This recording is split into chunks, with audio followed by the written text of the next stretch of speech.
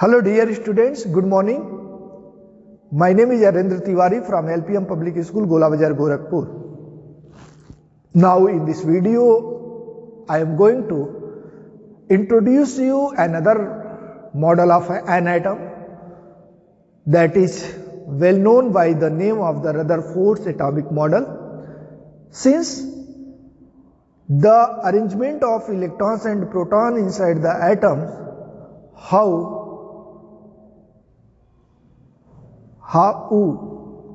that explained by the Rutherford. His atomic model is totally based on the experiment. He performed an experiment. That experiment we call alpha particle scattering experiment. Another name of this experiment is gold foil experiment. Since he performed or scattered alpha particles over at the gold foil, that's why we call gold foil experiment. On the basis of the observation, he made some inference, and on the basis of that inferences, he proposed the model of atom. So let us try to understand what was his alpha particle experiment or gold foil experiment. Suppose in a question it is asked, which of the following is performed by the Rutherford or Rutherford experiment? And option is given: cathode ray experiment, anode ray experiment, gold foil experiment, and none of the above. None of the above is true. Absolutely wrong. So alpha particle scattering experiment and gold foil experiment both are the same, only names are different. Why we call gold foil experiment? Since alpha particles are scattered over at the gold foil. So he just took a gold foil. Why he has taken a gold foil, choosing the gold foil? The behind the reason is that we can convert gold foil as very thin sheet. Since gold is a very malleable element, so the thickness of the gold can hold only 1000 atoms. That much we can make the gold's thin plate. And he has taken the source of alpha particles.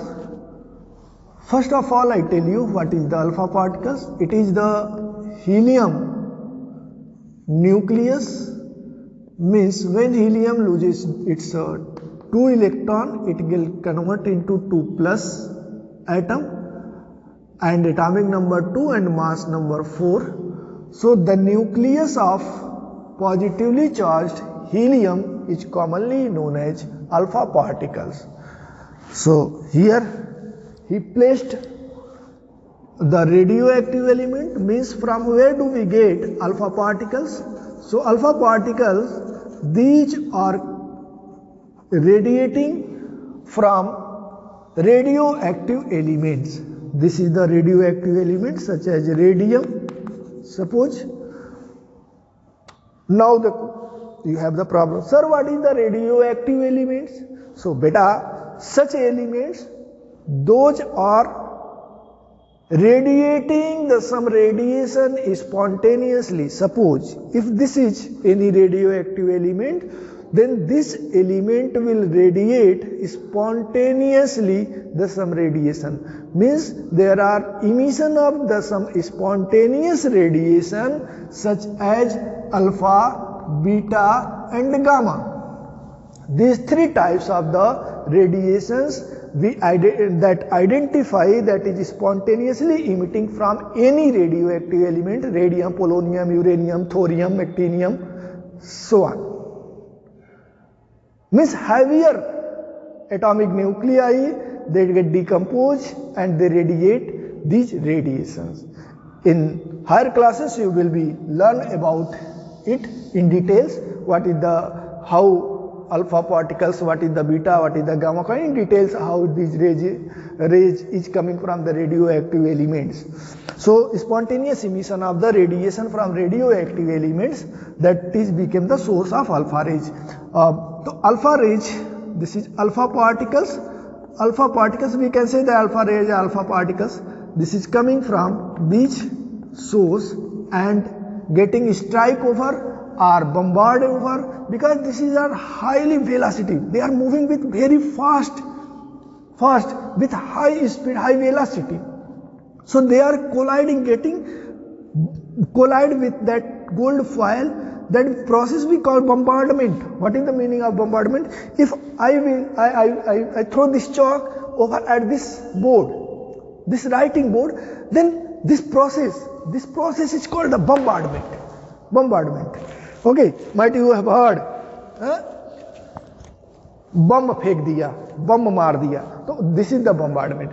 Means the particles get strike over or get fall at the gold foil with high velocity. This is known as the bombardment.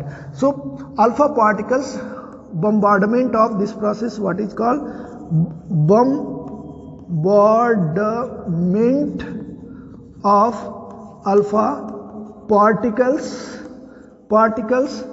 at gold foil. And for observing their observation, what happens when these alpha particles strike over at this foil, he equipped a fluorescent material. This was coated with the zinc sulfide, fluorescent material. As you know that in cathode ray experiment I taught that when any charged particles get collide with these fluorescent materials, then this fluorescent material started glowing. So in such way he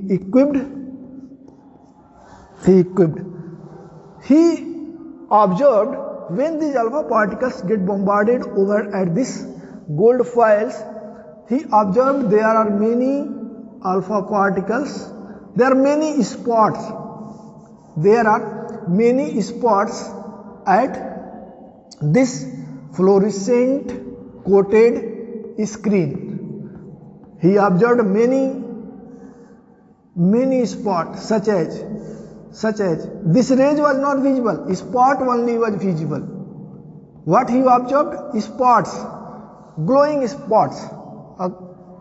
He observed the some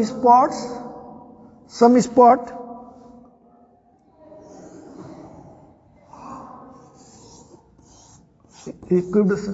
He observed some spots in such way at this place, in such way at this place. He observed the some spots in such way. He covered this gold foil spots. So total, when he classified all these observation spots, when he observed closely and started the classifying these observation, so he got total 3 observation. He was able to classify these observation in the 3 groups, the first, second and third. The first observation, the most of the alpha particles passed the gold foil,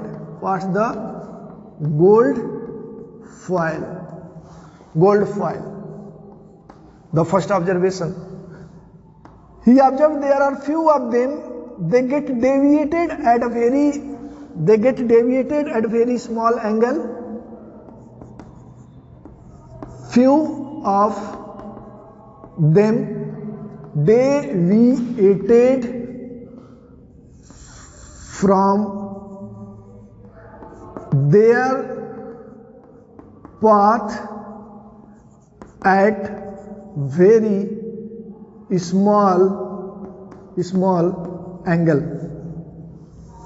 And third observation, he observed there are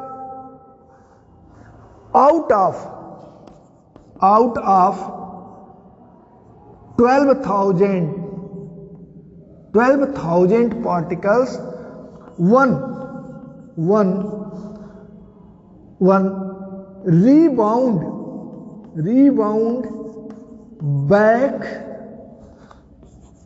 at the same path or nearly equal to 180-degree angle, such as this is nearly equal to 1 degree angle. This is rebound at the path. Some of the alpha particles, they were get deflected at a very small angle, and many of them, they have passed this gold foil.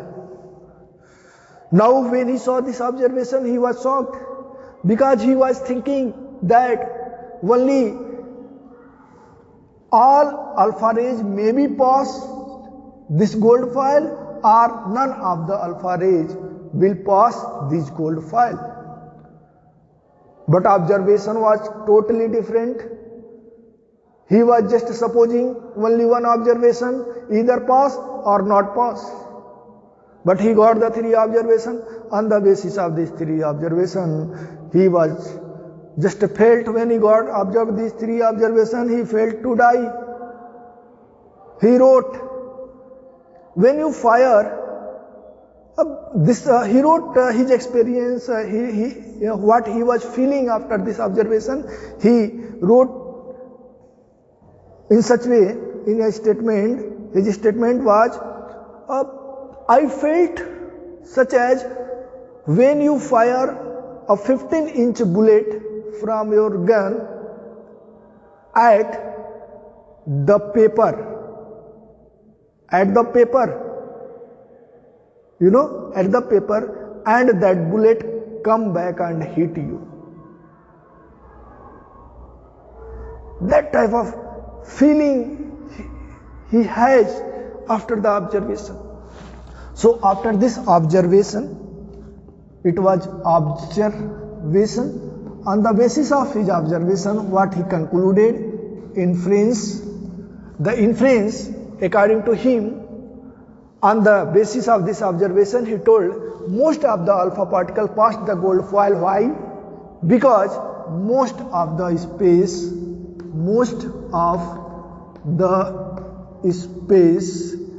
empty. In the atom, nothing is there. In the atom, there are most of the space are empty, nothing is there. It's like a field is fenced. When you have any field, and that field is fenced by using the fencing at the border, at the border, Pakistan and India border, that is fenced. Okay, so when you throw any ball, that ball will pass out, right? But if that border is make any wall, for example China wall, so is it possible, if you are the one side of the China wall, means towards the China side, and you are trying to throwing the wall, and that you are supposing that wall will go that side out of this, is it possible that ball will go that side? Not possible. So if you are throwing a ball through a fenced wall, net wall, then that is possible that ball will go that side. But if you are throwing your ball at the wall, that bricks wall or any stone wall, then ball will come back and hit you. So the same as empty. The second inference he told, why few of them get deviated from their path? Because very few, because helium particle, alpha particles are positively charged, and the positively charged, and as we know that according to J.J. Thomson atomic model, positive charged are present inside the atoms, and since positive charge are present inside the atom, so between the alpha particles and positive charge which is present inside the atom of gold foil, there is repulsion, and because of this repulsion, these alpha particles get deviated from their path. Means this positively charged, if throughout distributed, then all alpha particles should get deviate from their path, but very few alpha particles getting deviation from their path at a large angle, means these positive charge particles does not spread throughout, it is concentrated at a place inside the atom. So he wrote positively charged, positive charge concentrated in a very small region, or very small space, in a very small space in the atoms. They are not distributed.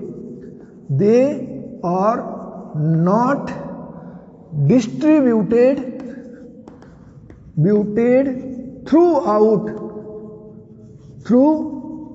in the atom, If positive charge is distributed, suppose the condition, if positive charge is distributed throughout the atoms, then these alpha particles should deflect back due to the repulsion between positive. Now the third observation out of 12,000 many means there are very few alpha particles. They come back at their path are near to the 180 degree. 180 degree, if they return back at 180 degree means they rebound at their path, but nearly equal to the 180 degree means there are little bit deviation. That is because of the whole mass and positive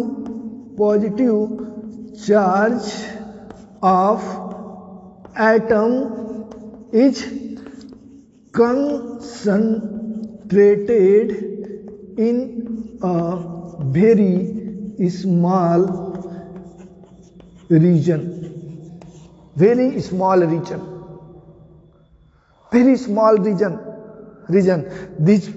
whole mass, and that region became just like a very rigid, solid, just like a rigid space became, and when the alpha particles hitted that region, then that alpha particles return back. It is same as if I throw this chalk at this wall and this get collide and return back. It is depend on that velocity of this chalk particle. Suppose slowly let us see the movement. Now if I increase now see, so this is depend on that how fast that particles is colliding.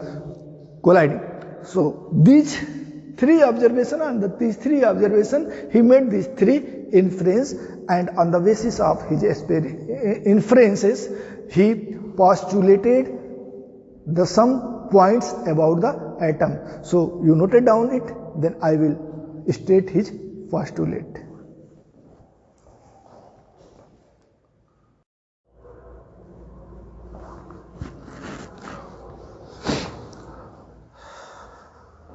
So, dear students, I am going to explain the postulates of Rutherford model of an atom, which he was made on the basis of observation of alpha particle experiment. So, his model is also well known by the different name, that is the planetary model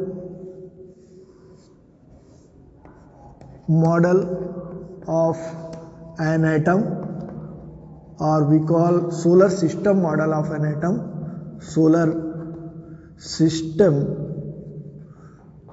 model, planetary model or solar system model. Why we call it? We will understand why. First of all, his observation is that most of the alpha particles passed, and few of them are deflected back at a large angle. So for that he told that inside the atoms there are very large space are available.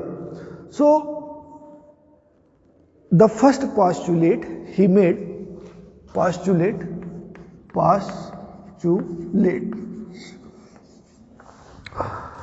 Most of the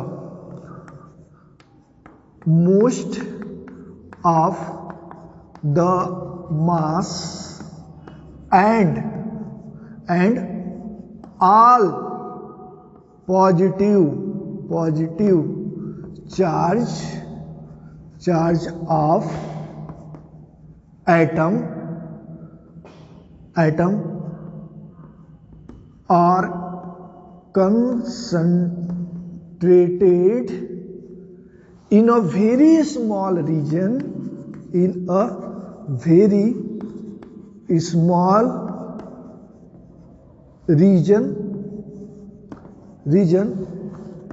which is called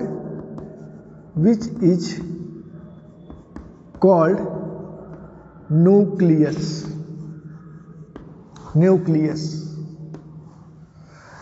All the mass and positive charge are concentrated in a very small region. That region is called nucleus.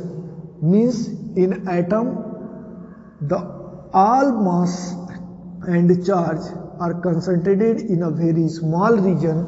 That region he called nucleus. That's why the first time he conceptualized the term nucleus in atom, and that's why he is known as the father of nuclear chemistry or discoverer of nucleus. So who is the discoverer of nucleus? J.J. Thomson, Rutherford, James Chadwick, Goldstein, Rutherford. Ernest Rutherford is the discoverer of the nucleus. So which is called nucleus. This point is clear to you? Now he compared the size of the nucleus to the atom. The size of the nucleus is very small as compared to the size of atom. Just imagine the size of the nucleus is just like a basketball, right? And that basketball is placed in the center of a big playground. The second point he made, the second postulates, he told that the positive charge on the atom, the positive charge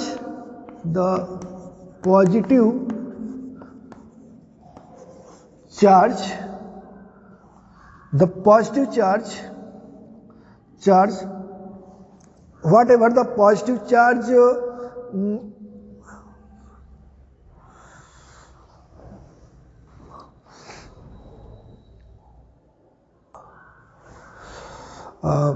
the positive charge on the nucleus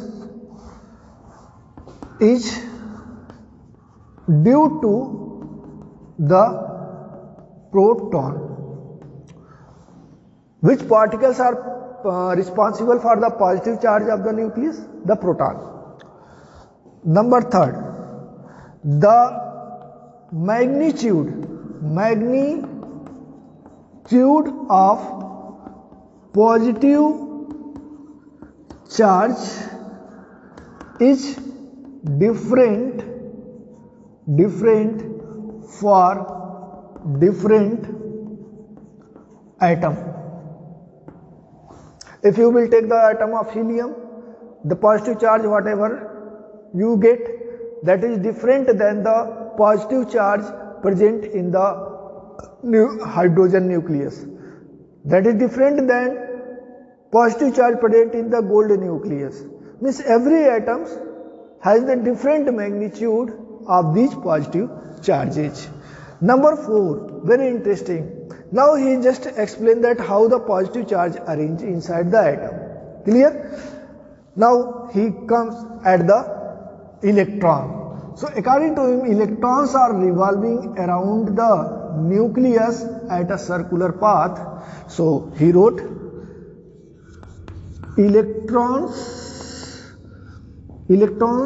are revolving in the atom around the nucleus at a circular path, at the circular path. That path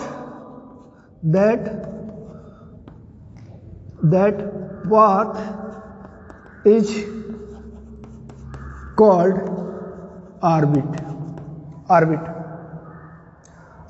And he compared this movement to the planet. How are the planets revolving around the nucleus, around the sun? Same as the electrons are also revolving around the nucleus, same as the planets are revolving around the sun at a fixed circular path. That path we call the orbit. That's why his model is commonly known as planetary model of atom. That's why his model is commonly known as solar system model of atom. Now, fourth step, the problem was that this electron negative charge and this is positive charge. Between electron and this positive charge protons, a force of attraction. This force of attraction exists between these two charged particles. Force of attraction is there, and that force of attraction we commonly call that electrostatic force of attraction. Electrostatic force of attraction. So if this electron are revolving around the nucleus, why not static? Why he told that these electrons are revolving? He can say that electrons are static around the nucleus at some distance. The reason behind that, if this electron is static at any place, then between this positive proton and electron, a force of attraction, electrostatic force of attraction acting between that, and that will pull the electrons to near the nucleus, and this is a positive, electrons are here, this electrons will pull by the electrostatic force of the positive charge, and all electrons will gather around the nucleus, and we get the same model, a dense model, which was proposed by J.J. Thomson. Then what differences create when the electrons are revolving instead of static? The differences create in such way, see, these electrons are revolving around the nucleus, so here the two force arises. One is between the two opposite charge, electrostatic force, and other force, this is the centrifugal force.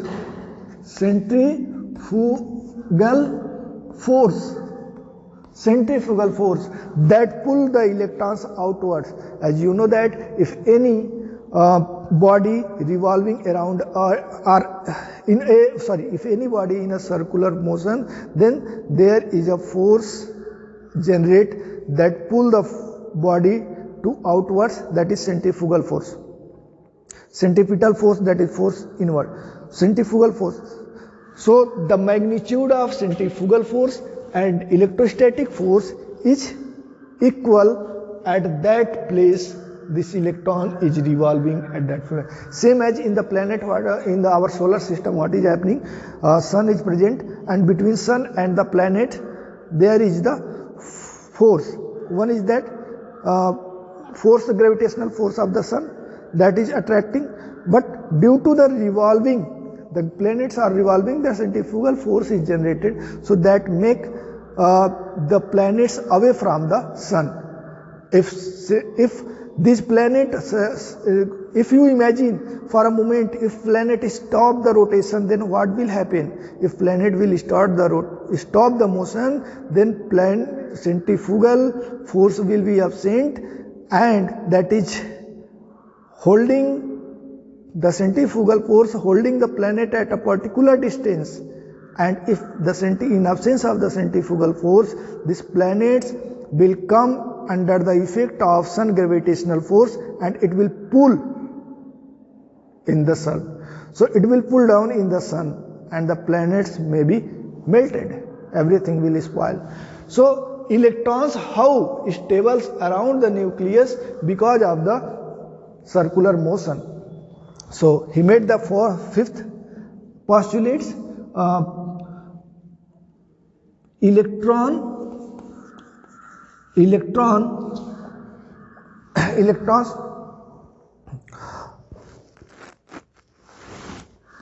the electrons revolving around the electrons are a balance between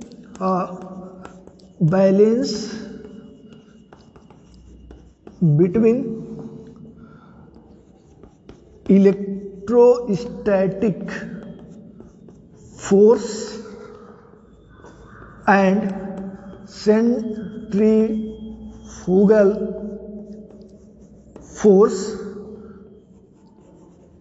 which arises due to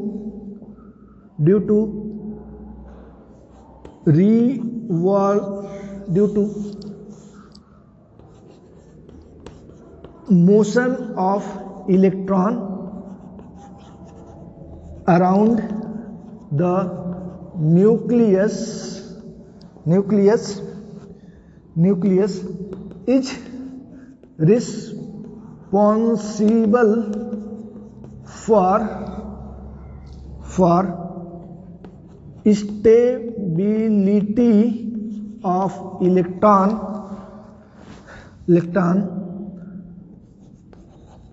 away from nucleus. Means a balance between electrostatic force and centrifugal force. Centrifugal force arises due to the circular motion around the nucleus that make the electrons revolve around the nucleus.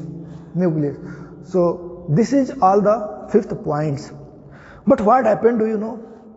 When this model he was presenting in front of the scientist, okay, after making all those conclusions, then he called the community of the scientists, and he represented in front of them. He told that my model is so and so, everything he explained there. Then he finished his lecture on presentation of the atomic model of an atom. Immediately one scientist, he was present there, he was listening his lecture very carefully. He made one objection. He told, sir, my name is Bohr, Niels Bohr. I have one objection on your model. He asked, what is your objection? He asked, what is your objection? Could you tell me, please? He told, such, before few days back, what was happening? Mr. Rutherford and Niels Bohr both were attended one presentation that had been shown by a very prominent scientist, Maxwell. He shown one experiment in front of them. If any charge particle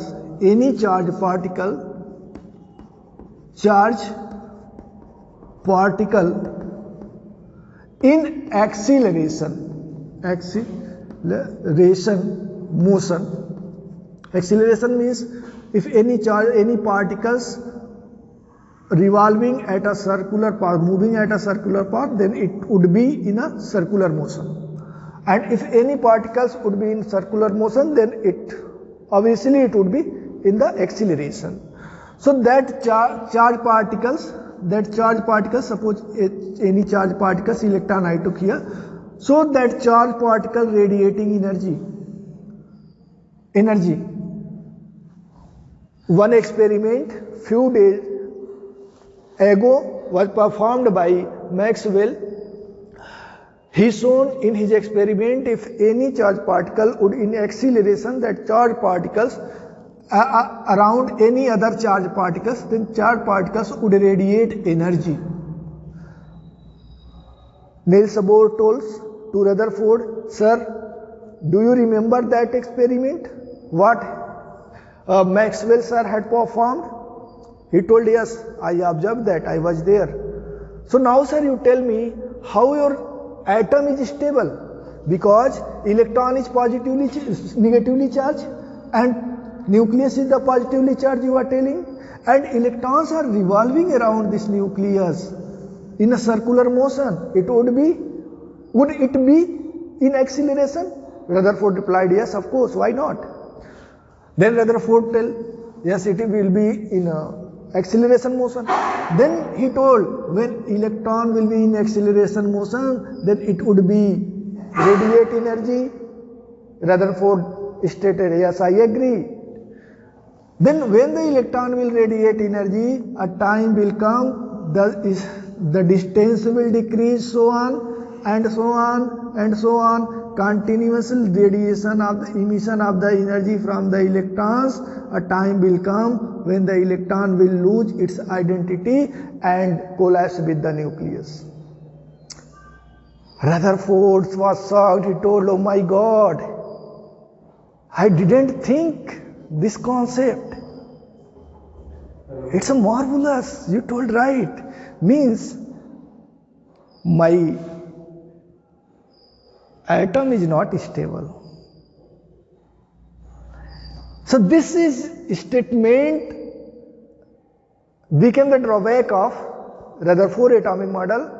Means if electron is the negative charged particles, it is with respect to another positively charged particles, protons, it is in acceleration motion and it is keep on acceleration motion, then a time will come when this electron will lose all its energy. Same as if I give you the two breads and ask you take a round of this field. So you will take a round, a time will come, you keep on rounding and radiating your energy, losing your energy. Time will come when you will fall down in the ground.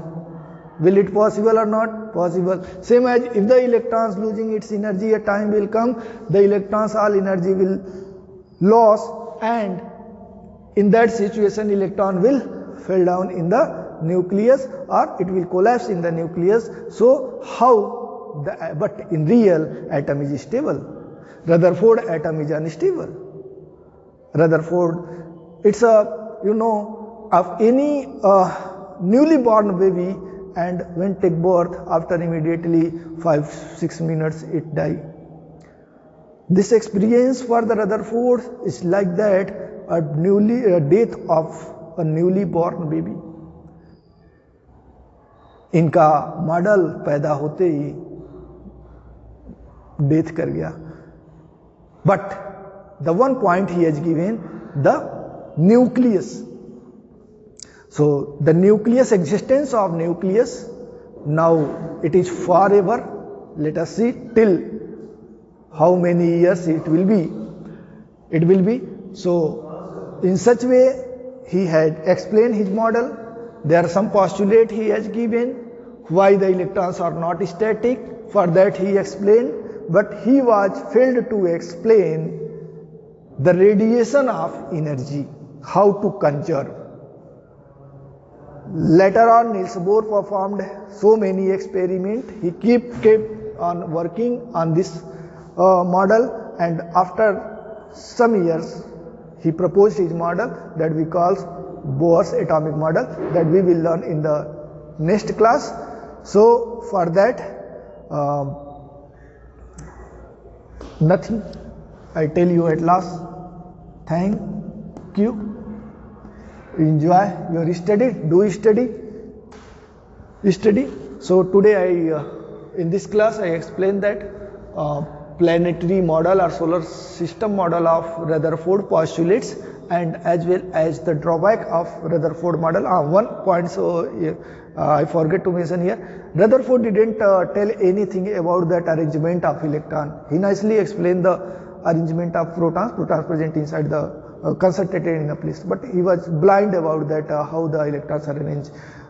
Everything we will get how the electrons arrange inside the nucleus in the next class. So wait and watch. Bye. Thank you. Wish you all the best.